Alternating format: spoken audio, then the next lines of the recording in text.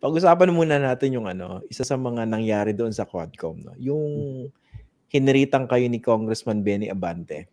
Bakit daw kayo nagko-cooperate sa ICC at parang pinapalabas na unpatriotic? Anong naging tugon niyo doon? Alam nyo, nung time na nagsasalita siya at that time, hindi siguro ako nakafocus, hindi ko gano'ng narinig yon eh. Sinabi nilang yun after, and napanood ko dyan sa, dito sa program mo. Pero ako kasi, unang-una, mali yung assumption niya. Unang-una, hindi na ako sundalo. Pangalawa, nung final ko yan, ando doon pa tayo, member pa tayo ng ICC, di ba? At senador na ako, noong time na yon, talagang court of last resort na talaga yung ICC. Alam nyo, ang laking save nun, because of what we filed noong 2017, noong nag-announce ng preliminary examination yung ICC noong 2018, dahil doon napa-atras sila doon sa AJK. Had it been na hindi natin final ito noon at hindi lumabas yung preliminary examination, talagang tuloy-tuloy noon ang patayan, di ba? Every day. Parang 100 na mamatay, so parang 3,000 average yun na mamatay per month.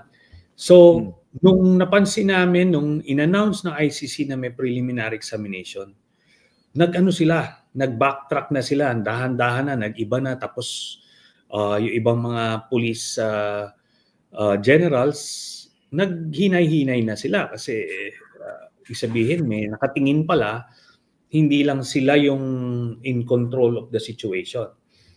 So, anyway, nung nag-withdraw na, 2019, tapos mismong Korte Suprema ang nagsabi na may jurisdiction pa rin yung ICC during that time na tayo ay miyembro pa. Tapos, bilang unang nag-file nung communication sa ICC, ay meron kaming ugnayan with the ICC. Kaya, hindi pwedeng, kahit anong anggulo mo tignan, hindi pwedeng maging unpatriotic yon, no? In fact, I believe kung talagang that is the most patriotic thing to do. Kasi that was the only way, or that is the only way, na mabigyan natin ng hustisya yung mga kababayan natin. At nung time na yon, it was the only thing that stopped Duterte in his tracks. Otherwise, tuloy-tuloy nung patayan ng na yun. So maraming levels mali yung position niya. Pero ako iniintindi ko si Congressman Abante kasi tumatakbo siya ng congressman sa Manila, hindi niya alam kung ano ba yung pananaw ng mga taga Manila doon sa ginagawa ng Quadcom. Kaya, yun nga, as you mentioned doon sa program mo, he was trying to balance it, di ba? So, sino pang fair game? Di si Trillanes na lang. Pag binira ko si Trillanes, wala naman sigurong wala naman sigurong lagas at maraming ma-appreciate dun sa makaka-appreciate ng mga maka-Duterte. But sige na lang, for as long as magtuloy-tuloy lang sila dun sa Quadcom, okay lang yan. Hindi kayo na-offend doon sa ganung pahayag?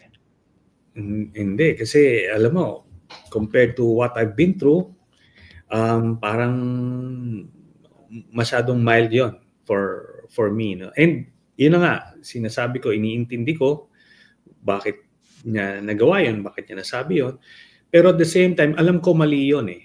Mali yun. Ang ICC, hindi yan parang enemy of the state na nakikipag-ugnayan. Ang ICC is an international body that still has jurisdiction over us dito. And in fact, mismo si President Marcos na nagsabing pwedeng papapasukin. So kung enemy ang pananaw ni Congressman Abante sa ICC, bakit okay lang kay President Marcos na pumasok yon? Precisely kasi hindi, no? So mali yung mali yung premise niya doon sa kanyang statement.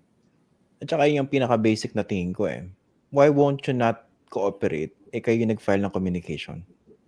Yun na nga, precisely. At nung final yung communication, member tayo. Signatory tayo sa ICC. I signed it. President Marcos signed it. Tapos nung panahon na yon, talagang we had every right to file it at that time.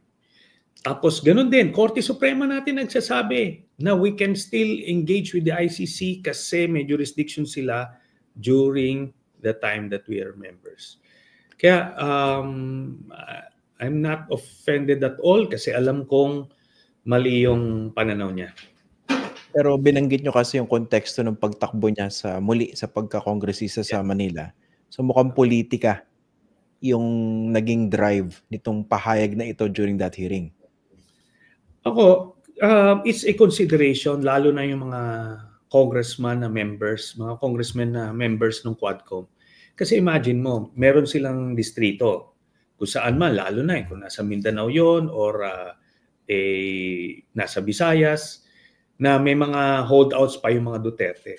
So, bakit sila gagawa ng anything that will offend the base of the Dutertes na makaka-apekto sa kanila? Or baka mapikon pa sa kanila yan, baka buhusan pa sila, parang ganon. Ako kasi wala akong pakialam kay Duterte. Kaya sinasabi niya, mangangampanya pa raw siya sa Caloocan, mag-ano siya, ganun na yan. It's a small price to pay para sa pagtindig, para sa katotohanan. Ganun na lang po yun. Pero overall, anong tingin niyo dun sa naging handling ng Quadcom dito kay Duterte? Maganda yung panimula. Nag-set sila ng tone at nakita mo si Duterte. It's a very difficult and very uncomfortable moment para sa kanya. Na alam mo, sanayan na nagsasalita sa entablado for so many hours, mumurahin niya kung sino, nobody would dare stop him. 'Di ba? Maalala niyo nung pandemic, kahit in the middle of the night, magpe-press con siya, he will say all sorts of stupid things, absurd things, parang nanggagago na Pero wala nang pipigil sa kanya. Nakikinig lang lahat ng mga kabinete niya. Pero ito, inuupo siya doon, nilalagay siya sa lugar na tipong hindi ka pwedeng rito magbalasubas dito So that is a big thing kay Duterte. Tinamaan yung ego niya doon. So with that, I give full credit sa sa Quadcom doon sa pagkandak nila. At talagang hindi nawala yung order kahit na nagwawala at gumagawa ng eksena si Duterte.